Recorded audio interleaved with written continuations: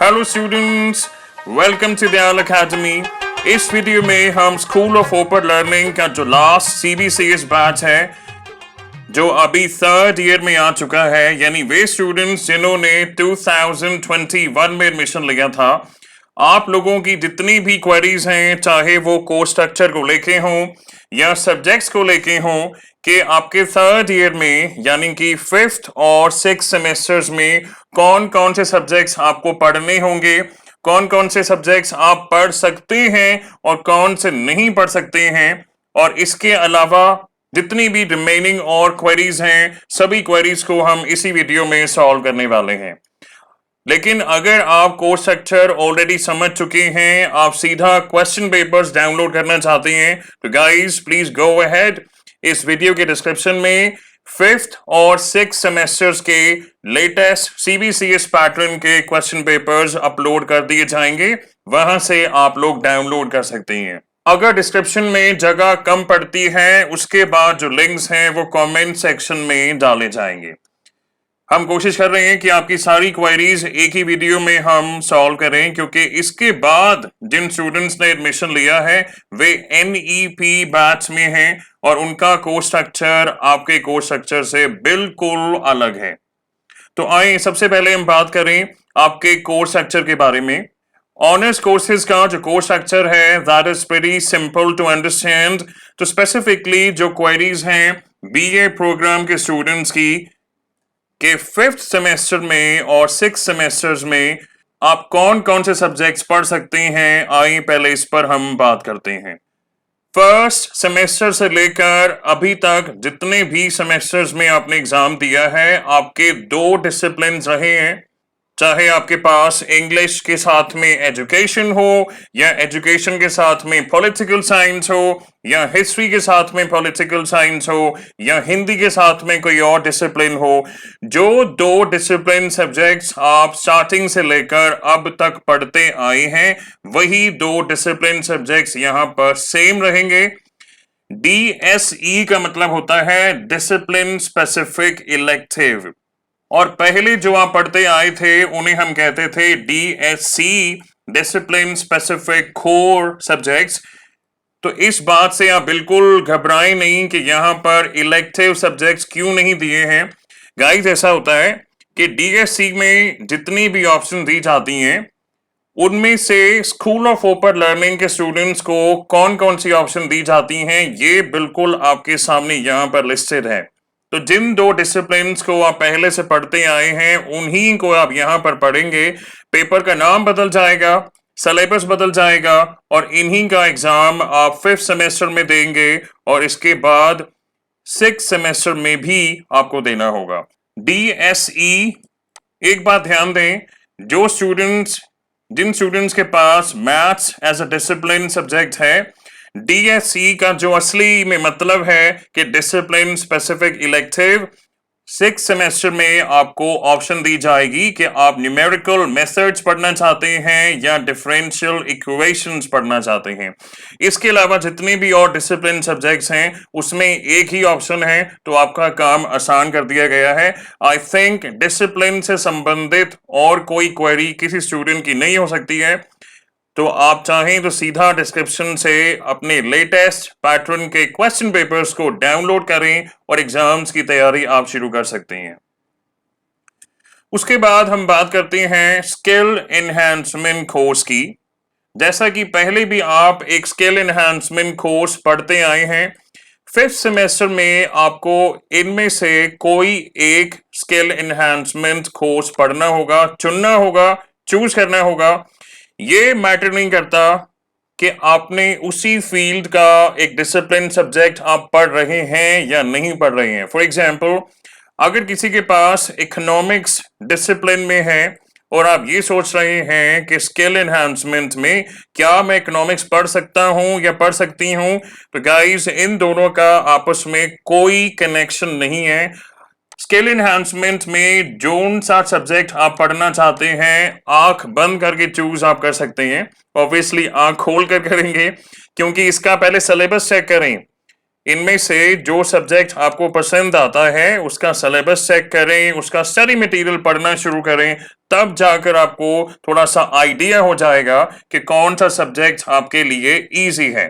तो ये ऑप्शंस हैं फिफ्थ सेमेस्टर में। इकोनॉमिक्स में रिसर्च मेथोडोलॉजी, एजुकेशन में making the work place inclusive, history में पॉपुलर कल्चर, पॉलिटिकल साइंस में योर लॉज योर राइट्स और संस्कृत में बेसिक एलिमेंट्स ऑफ आयुर्वेद। बिल्कुल इसी तरह सिक्स सेमेस्टर के भी जो स्किल एनहांसमेंट कोर्सेज यहाँ पर ऑफर किए गए हैं, इनमें से कोई भी सब्जेक्ट अपनी मर्जी का जो आप कर सकते हैं, जो आपके लिए इजी है, वो आप चुनें और उसकी पढ़ाई शुरू करें। ऑप्शन देखें, basic computational techniques for data analysis, media in education, radio and cinema in India, a social history, conflict and peace building, basic elements of ज्योतिषा। तो अभी तक हमने फिफ्थ और सिक्स सेमेस्टर्स के दो डिसिप्लिन सब्जेक्ट्स की बात की है और एक स्किल एनहांसमेंट कोर्स की बात की है जो आप अपनी मर्जी से चुन सकते हैं, जिसका डिसिप्लिन से कोई कनेक्शन नहीं है, कोई लेना देना नहीं है।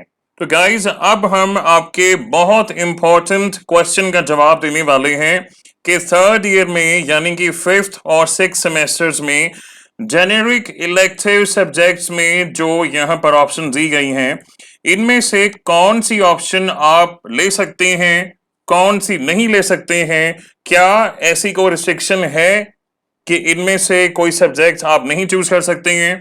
तो बहुत ध्यान से सुनिएगा।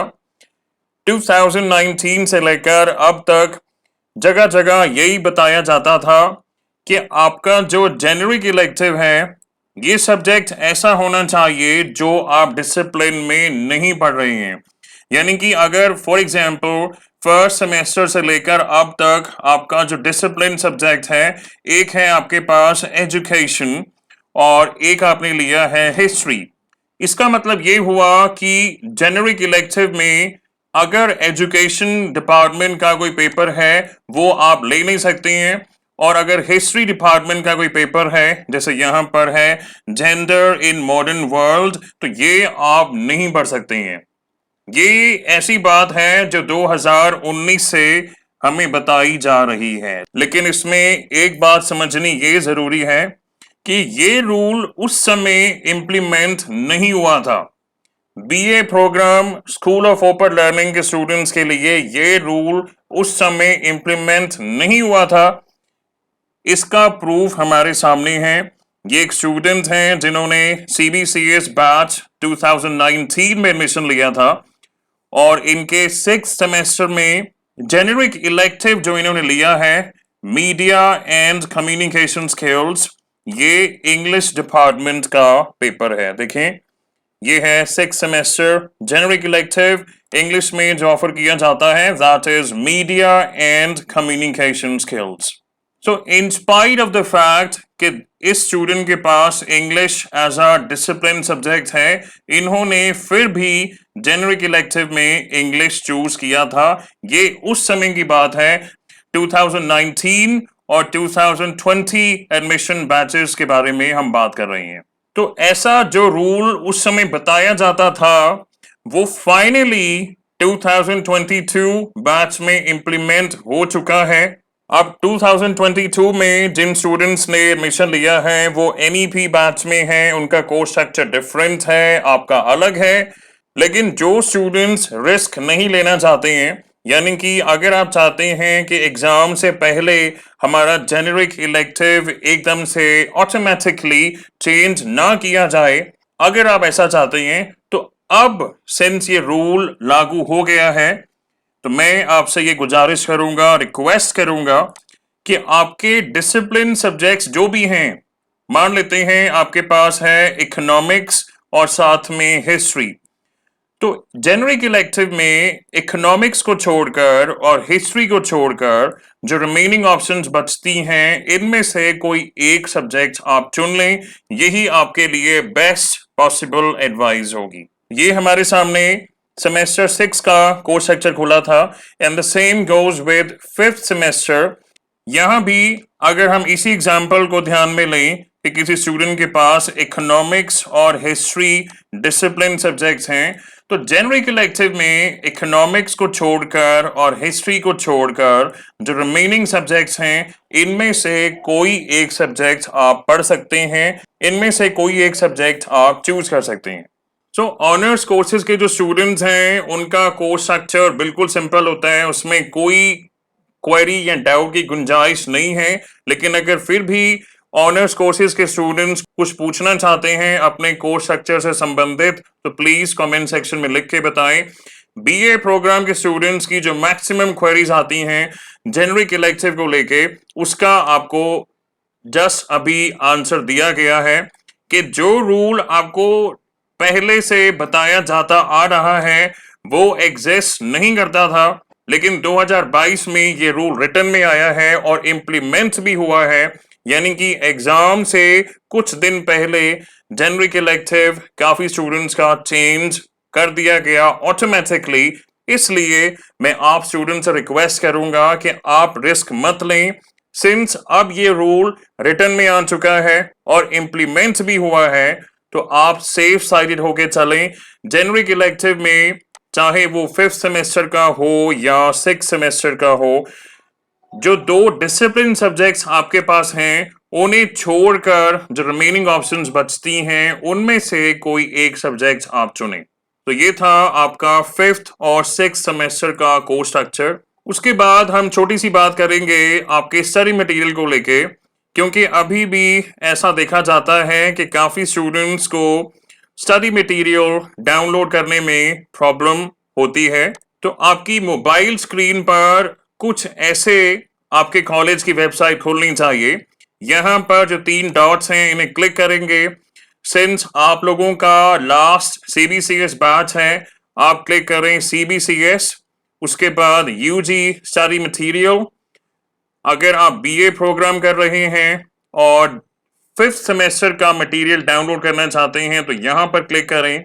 अब काफी स्टूडेंट्स के लिए ये काम बहुत इजी है, लेकिन आप इसमें एक बात ये समझें कि मान लें आप पहले ये देखना चाहते हैं कि स्किल एनहांसमेंट में जो सब्जेक्ट आपने चुना है उसका मटेरियल आप ढूंढ रहे हैं, तो बेहतर ये होगा कि बाकी की जो कैटेगरीज हैं यहाँ पर क्लिक करके उन्हें कोलैप्स करें और अब देखें कि आपने स्किल एनहांसमेंट में कौन सा सब्जेक्ट पढ़ना है जो आपने चूज किया है, उसका मटेरियल आप डाउनलोड अब यहां से कर सकते हैं।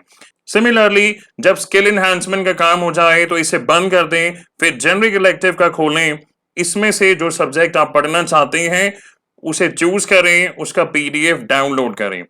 होता क्या है, कई स्टूडेंट्स ये सारे टैब्स खोल लेते हैं और ऊपर नीचे स्क्रॉल करने में बहुत दिक्कत होती है, समझ में नहीं आता कि जो सब्जेक्ट आपने चुना है वो आखिर कहाँ है।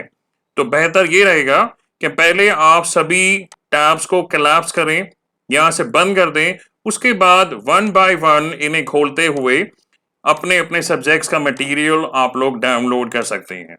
सिंस आप लोगों का लास्ट CBCS बैच है, तो हमारे चैनल पर 5th सेमेस्टर और 6th सेमेस्टर की जो प्लेलिस्ट हैं वो अभी भी आपके पैटर्न के अकॉर्डिंग हैं, आपके सिलेबस के अकॉर्डिंग हैं। तो इन प्लेलिस्ट में दी गई वीडियोस आपके बहुत काम आ सकती हैं। और जहां तक मार्कशीट की बात है, आप लोग 3rd ईयर में आ चुके हैं। जैसे ही आपका 2nd ईयर में 4th सेमेस्टर का रिजल्ट डिक्लेयर हो जाता है, आपका जो सेमेस्टर ग्रेड पॉइंट एवरेज होगा वो यहाँ पर लिख दिया जाएगा और 2nd ईयर में आपकी क्या क्यूमुलेटिव ग्रेड पॉइंट एवरेज है ये भी यहाँ पर मेंशन कर दी जाएगी। और बिल्कुल ऐसे ही जब 3rd ईयर में आप 5th सेम के एग्जाम देंगे, उसका SGPA यहाँ लिखा आएगा और जब फाइनली आपकी डिग्री पूरी हो जाएगी तो 6th सेमेस्टर का SGPA यहाँ पे लिखा रहेगा और साथ में यहाँ पर लास्ट ईयर की CGPA भी मेंशन की जाएगी। उसके बाद आप क्या करेंगे, आपकी मार्कशीट में 1st ईयर का CGPA मेंशन है, 2nd ईयर का CGPA मेंशन है, 3rd ईयर का CGPA भी मेंशन हो जाएगा। उसके बाद ओवरऑल आपकी डिग्री में क्या आपने cumulative grade point average earn किया है, जिसको हम कहते हैं ग्रैंड CGPA, वो यहाँ पर अलग से मेंशन होगा। और परसेंटेज निकालने के लिए आप इसको मल्टीप्लाई करेंगे 9.5 से, तब पता लगेगा कि ओवरऑल आपकी 3 सालों में जो डिग्री आपने की है इसमें कितने परसेंट आपने स्कोर किए हैं। तो गाइज इस वीडियो में हमने आपके 3rd ईयर में जो 2 सेमेस्टर्स हैं 5th और 6th उनके कोर्स स्ट्रक्चर के बारे में बात की है। बीए प्रोग्राम के अलावा अगर आप कोई और कोर्स कर रहे हैं उसके बारे में कोई आप क्वेरी पूछना चाहते हैं तो प्लीज कमेंट सेक्शन में लिख के बताएं। स्टडी मटेरियल डाउनलोड करने में कोई प्रॉब्लम नहीं होनी चाहिए। मार्कशीट में आपका SGPA, CGPA और फाइनली डिग्री पूरी होने के बाद जो आपका ग्रैंड CGPA होगा ये कैसे कैलकुलेट होता है ये हमने डिस्कस किया है। ग्रैंड CGPA से आप परसेंटेज कैसे निकालेंगे इस बारे में भी बात हो चुकी है। और सबसे बड़ी बात 5th और 6th सेमेस्टर्स के जो क्वेश्चन पेपर्स हैं हर सब्जेक्ट के आपको कम से कम 1 या 2 क्वेश्चन पेपर के लिंक नीचे डिस्क्रिप्शन में मिल जाएंगे, वहां से उन्हें आप डाउनलोड कर सकते हैं। और इसके अलावा हमारे चैनल पर जो 5th और 6th सेमेस्टर्स की प्लेलिस्ट हैं वो अभी भी आप लोगों के लिए यानी कि CBCS बैच के स्टूडेंट्स के लिए है। आप इन प्लेलिस्ट को देखें। और लास्ट में ये बात क्लैरिफाई करना जरूरी है कि आप लोग CBCS के लास्ट बैच में हैं, स्कूल ऑफ ओपर लर्निंग के स्टूडेंट्स। आपका प्रैक्टिकल या इंटरनल असेसमेंट नहीं होता है, ये उनके लिए लागू है जिन्होंने 2022 या उसके बाद में एडमिशन लिया है। आप लोग अभी भी पहले की तरह सिर्फ थियरी एग्जाम देंगे और उसी के बेसिस पर आपके जो मार्क्स हैं वो प्रोपोर्शनली एडजस्ट किए जाएंगे आपकी मार्कशीट में। और पिछले सेमेस्टर्स में जो एग्जाम्स आपके क्लियर नहीं हुए हैं जिनमें आपका एसेंशियल रिपीट आया है उसकी 2 वजह हो सकती हैं। या तो उस एग्जाम में हमें फेल मार्क किया गया है या उसमें हमारा एब्सेंट या RA मेंशन किया गया है।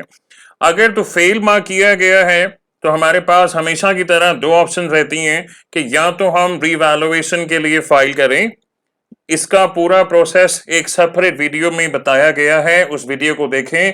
रीवैल्यूएशन के रूल्स को समझें, क्योंकि रीवैल्यूएशन के लिए फाइल करना इसका मतलब कोई गारंटी नहीं होती है कि आपको पास कर दिया जाएगा। तो रीवैल्यूएशन में अगर आपको पास नहीं किया जाता है या रीवैल्यूएशन अगर आप कराना नहीं चाहते हैं तो इवेंचुअली वो एग्जाम आपको दोबारा देना होगा। इसके लिए कॉलेज की वेबसाइट पर नजर रखें, जब भी नेक्स्ट रिस्पेक्टिव सेमेस्टर में उसकी डेट शीट डाली जाएगी उसके अकॉर्डिंग आपको वो एग्जाम दोबारा देने होंगे। और अगर आपकी मार्कशीट में एब्सेंट या RA लिखा हुआ आता है इन स्पाइट ऑफ द फैक्ट कि आपने एग्जाम दिया था, आपने आंसर शीट का सीरियल नंबर अटेंडेंस शीट पर लिखा था, सिग्नेचर किए थे, तो इस बारे में अभी तक जो प्रोसेस फॉलो होता आ रहा है उसके बारे में एक सेपरेट वीडियो बनाई गई है। मैं रिक्वेस्ट करूंगा आप उस वीडियो को भी देखें। तो आई थिंक गाइज अभी तक जितनी भी क्वेरीज थी हमने सभी क्वेरीज को आंसर किया है। फिर भी अगर कुछ और पूछना चाहते हैं then you guys are most welcome.